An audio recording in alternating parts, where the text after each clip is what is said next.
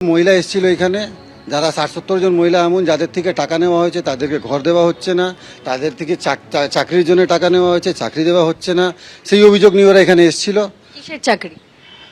রেলের চাকরি আছে, রেলে মানে ওই হাউসকিপিংয়ের, বেডরোলের, তারপরে খালের সাইডে যা ঘরগুলো ছোট ছোট তার জন্যও টাকা নেওয়া হয়েছে। নিয়েছেন টাকা? ওরা বলছে কনসুলেটই নিয়েছে। তারপরে 100 দিনে যারা কাজ করে তাদেরও অনেক মাইনা থেকে মাইনা পাচ্ছে না, সেটা নিয়ে ওরা অভিযোগ জানাচ্ছিল। খালদারে পুরো লাইন দিয়ে ইট বালি সিমেন্ট সব রাস্তা জাম করে ওখানে কাটমানি দীর্ঘদিন তুলে আসছে। এবার গ্রেপ্তার করা হলো নারকেলডাঙ্গা তৃণমূল কাউন্সিলর সচিন সিংকে। তিনি 36 নম্বর ওয়ার্ডের তৃণমূল কাউন্সিলর। তার বিরুদ্ধে একাধিক অভিযোগে আজ তার বাড়ির সামনে বিক্ষোভ দেখান স্থানীয়রা।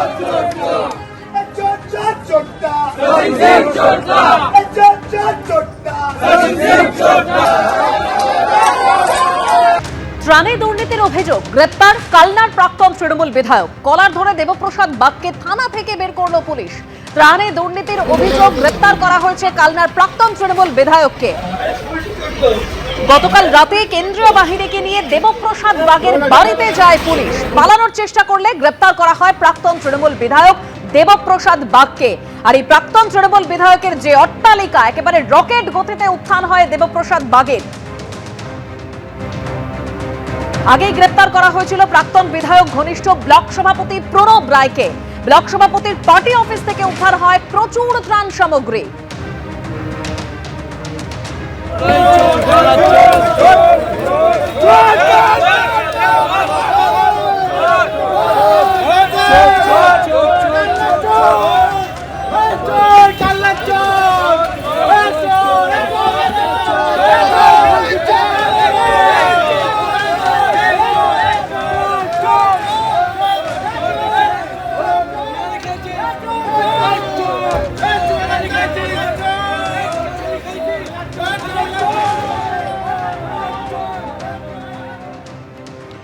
ত্রাণ দুর্নীতি তদন্তে সোমবার মধ্যরাতে কালনার প্রাক্তন তৃণমূল বিধায়ক দেবপ্রসাদ বাগের বাড়িতে হাজির হয় পুলিশ। পালানোর চেষ্টা করলে পরে কালনারই অন্য একটি জায়গা থেকে তাকে আটক করা হয়। মঙ্গলবার শেষমেশ তাকে গ্রেফতার করে পুলিশ।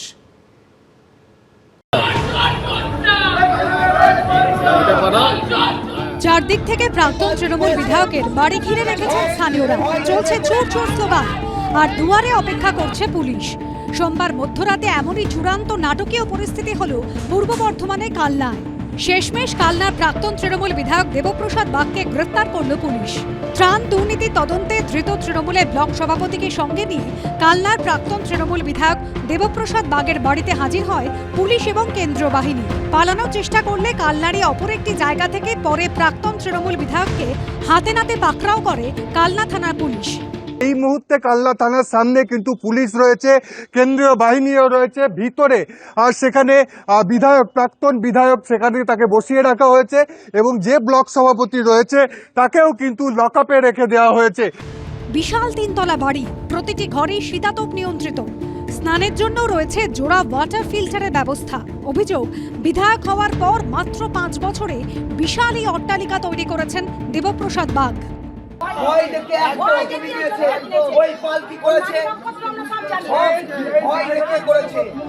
তার বিরুদ্ধে ক্ষোভ উগরে দিয়েছেন সাধারণ মানুষ। আজকে 2017 সালে আমাকে গেজা কেস থেকে শুরু করে 32টা কেস আজও আমার চলছে। এই পল্টুবাগার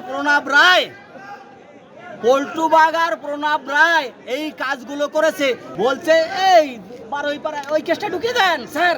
আমার যে ছেলের যে খুনের অ্যারেস্ট, তার বাবার অ্যারেস্ট, আমি তাদের মুখগুলো দেখতে চাই। ওরা অন্যায়ভাবে আমার ছেলের কেসটাকে ডিসমিস করিয়েছে জামাটার বাড়ির সামনে। সাধারণ মানুষের গুচ্ছ অভিযোগ তো রয়েছে। আর এরই মাঝে রবিবার ত্রাণ দুর্নীতি তদন্তে কালনা 2 নম্বর ব্লকের তৃণমূলের সভাপতি প্রণব রায়ের অফিসে যায় পুলিশ। তালা বন্ধ থাকায় গ্রিল কেটে তালা ভেঙে ভিতরে ঢোকেন তারা।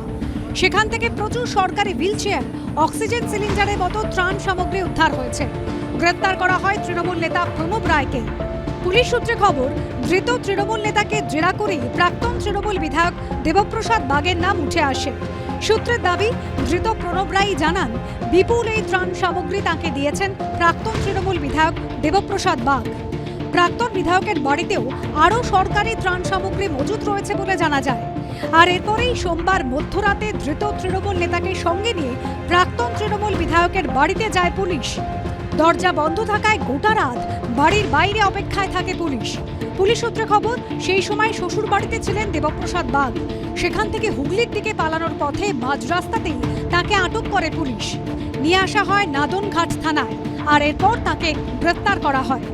এই ধরনের ত্রাণের সামগ্রী যেটা state government free of cost দেওয়ার কথা, সেইগুলো এরা চুরি করে ধরে রেখে পরে এইগুলোকেই বিক্রি করতো একটা হাই রেটে। এটা হচ্ছে তাদের মোডাস অপারেন্ডি। এর পয়সা মমতা ব্যানার্জির কাছেও পৌঁছতো, অভিষেক ব্যানার্জির কাছেও পৌঁছতো। এটা পুরো একটা সাইকেল ছিল, সেই সাইকেলটাকে ভাঙা হলো, সরকার পরিবর্তন হয়ে গেছে, এখন যেখানে যেখানে এরকম জিনিস আছে সব খুঁজে বের করা হবে। মঙ্গলবার বেলার দিকে নাদনঘাট থেকে কালনা থানায় নিয়ে আসা হয় প্রাক্তন তৃণমূল বিধায়ককে। সেই সময় থানার বাইরে বিক্ষোভ দেখায় বিজেপি। রানা দাসের রিপোর্ট, এবিপি আনন্দ, পূর্ব বর্ধমান। এবিপি আনন্দ, এগিয়ে থাকে, এগিয়ে রাখে।